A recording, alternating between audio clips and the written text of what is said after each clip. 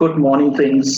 GST platform के YouTube channel में आप सभी का स्वागत है। जी हाँ friends, income tax return filing for assessment year 24-25, जिसमें स्मॉल टैक्स पेयर्स जो अपनी आईटीआर फाइल कर रहे हैं अंडर प्रिजम्पटिव टैक्सेशन, यानी कि 44 एडी में आईटीआर 4 के अंदर, उसमें एक बहुत बड़ी मिस्टेक आज तक करते आ रहे हैं। आज मैं आपको बताने वाला हूं कि वो गलती अब अगर आप कर रहे हैं तो आपका डिमांड आना जो है वो निश्चित हो सकता है। सर ऐसा क्या मिल गया है सेक्शन 44 एडी में?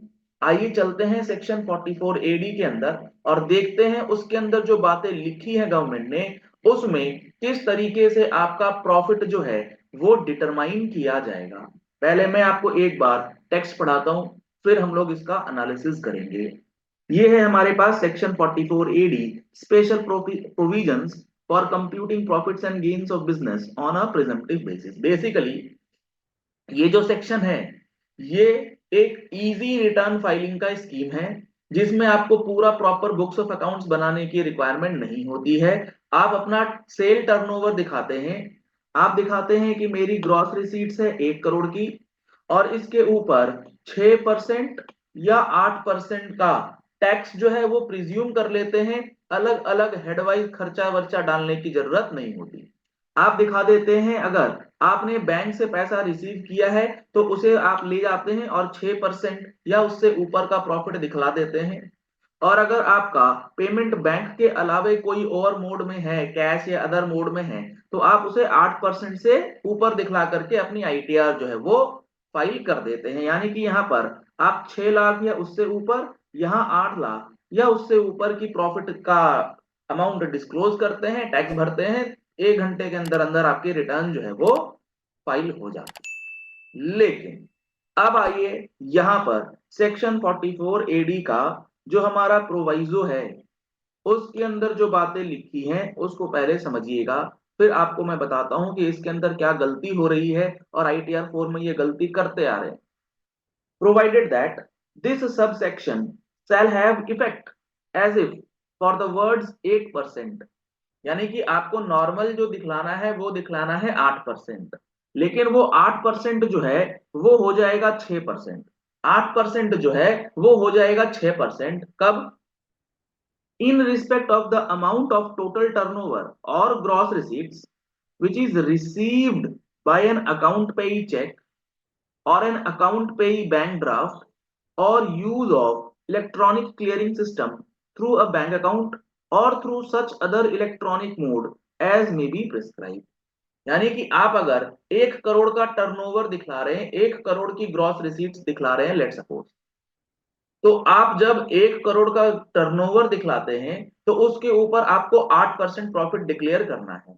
लेकिन अगर आपने टर्नओवर दिखलाया है, मान लीजिए 1 करोड़ रुपए का, आपने टर्नओवर दिखलाया है 1 करोड़ रुपए का, और आप इसकी जो रिसीविंग है आप दिखला रहे हैं, आपने सेल करा और आपने पार्टी से रिसीव कर लिया है अमाउंट 1 करोड़ रुपए का बैंकिंग चैनल्स से, अकाउंट पे चेक, अकाउंट पे draft, electronic clearing system, UPI, सारी चीजें, तो आपका जो प्रॉफिट है वो 8% ना होकर के 6% लिया जाएगा, यानी कि 6 लाख रुपए पे टैक्स।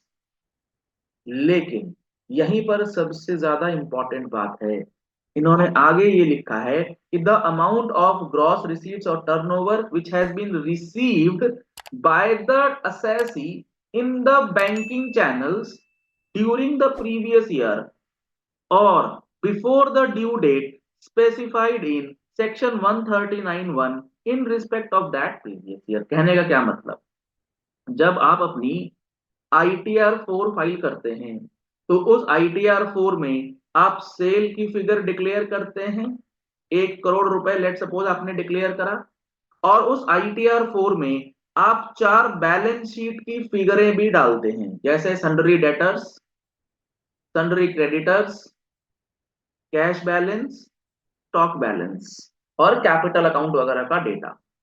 यहां पर इंपॉर्टेंट पॉइंट ध्यान में रखिएगा कि आप अगर सेल्स दिखा रहे हैं 1 करोड़ रुपए की, ठीक है, और ये जो 1 करोड़ रुपए की सेल्स है, इसमें से आप अगर 31 मार्च 2024 को डेटर्स दिखला रहे हैं 20 लाख रुपए, ध्यान से सुनिएगा, डेटर्स शो कर रहे हैं 20 लाख रुपए, ये आपका आउटस्टैंडिंग है। तो अब जब आप अपनी इनकम टैक्स की रिटर्न भर रहे होंगे, ITR 4 भर रहे होंगे, तो वहां पर सेल्स आप डिक्लेयर कर रहे होंगे 1 करोड़ रुपए, जिसमें से 80 लाख रुपए आपने बैंक से ले लिया है, बैंक में रिसीव कर लिया है, और 20 लाख रुपए जो है वो अभी आपका डेटर्स खड़ा है, अभी रिसीव नहीं हुआ। लेकिन आप क्या करते हैं, सब कोई क्या कर रहे हैं, ITR 4 में टर्नओवर डिक्लेयर कर रहे हैं 1 करोड़ रुपए। आप अपना बैंक अकाउंट देख रहे हैं, हाँ सारा पैसा हमने बैंक से लिया है, और इसको पूरा का पूरा 6% प्रॉफिट मानते हुए फाइलिंग जो है कर दे रहे हैं, और डेटर्स में डिक्लेयर कर दे रहे हैं कि ये अमाउंट हमारा 20 लाख रुपीज है। अब यहां ध्यान दीजिएगा इस बात को, 6% आपको कब मिलेगा बेनिफिट, जब आपने 23-24 के टर्नओवर से संबंधित जो अमाउंट है वो रिसीव कर लिया है इन बैंक। रिसीव होना जरूरी है, या तो मार्च 24 तक कर लिया हो, या आप रिटर्न फाइल कर रहे हैं उसकी ड्यू डेट क्या है, 31 जुलाई 2024 नॉन ऑडिटेड केस के लिए। तो अगर आप 31 जुलाई 2024 तक ये 20 लाख रुपए की पेमेंट रिसीव नहीं कर ले रहे हैं बैंक में, आप उस फिगर को 6% में डिक्लेयर नहीं कर पाएंगे। मतलब अगर आप ITR 4 में डेटर्स का अमाउंट डिक्लेयर कर रहे हैं, तो ये अमाउंट आपका 8% प्रॉफिट में जाएगा, ना कि 6% प्रॉफिट में। क्योंकि 6% में तब जाएगा जब आपने अमाउंट जो है वो रिसीव करा है, आप ड्यू डेट ऑफ 39/1 से पहले। लेकिन जब डेटर्स आप डिक्लेयर कर रहे हैं, इसका मतलब आप ये बता रहे हैं कि वो अमाउंट अभी रिसीव हुआ ही नहीं। जब रिसीव हुआ ही नहीं, तो वो 8% की बजाय 6% वाला जो है वो लागू नहीं होगा टू दैट एक्सटेंट। इस बात को बहुत गहराई से समझ लीजिए, क्योंकि जब आप अपनी इनकम टैक्स रिटर्न भरते हैं, तो वहां पर अब 3 प्रकार के मोड्स आ रहे हैं। कौन से, एक आ रहा है कि आपने बैंक के थ्रू लिया, एक आ रहा है आपने कैश के थ्रू लिया, और एक आ रहा है एनी अदर मोड।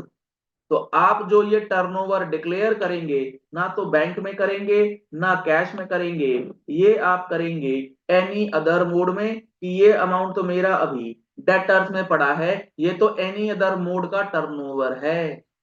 आती है बात समझ में, ये बहुत इंपॉर्टेंट है, क्योंकि 99% ITR 4 जो है डेटर्स का अमाउंट तो डिक्लेयर कर रहे हैं, लेकिन उस फिगर को 8% में कंसिडर नहीं कर रहे, ये मानते हुए कि टर्नओवर 1 करोड़ का था, सारा का सारा बैंक से आया। आइए भैया, आया कितना, 80 लाख ही तो आया, तो 80 लाख ही तो बैंक में लोगे। बाकी के जो डेटर्स का अमाउंट है उसको तो आप 6% में ही लेकर के नहीं जाओगे, 8% में लेकर के जाना पड़ेगा।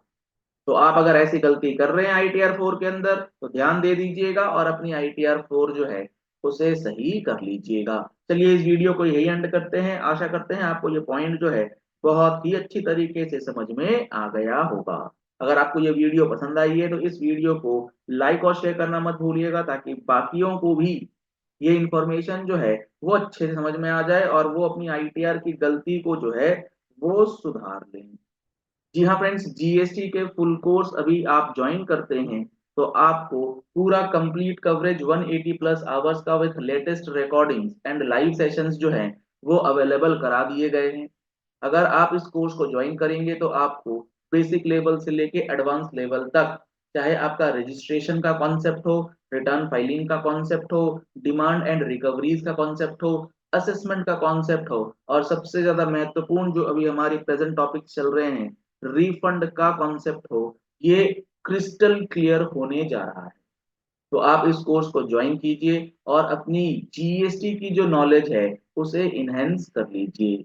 आपको कॉन्टैक्ट नंबर स्क्रीन पर दिए गए हैं, इन कॉन्टैक्ट नंबर्स पे आप कॉल कर सकते हैं, व्हाट्सएप कर सकते हैं, जिसमें आपको कंप्लीट डिटेल्ड एनालिसिस मिल जाएगा। आप हमारी वेबसाइट gstplatform.com पे विजिट कर सकते हैं और कोर्सेज की डिटेल ले सकते हैं। आप हमारा mobile application GST platform play store से डाउनलोड कर सकते हैं। वहां भी सारी की सारी डिटेल्स जो हैं आप सबके लिए अवेलेबल करा दी गई।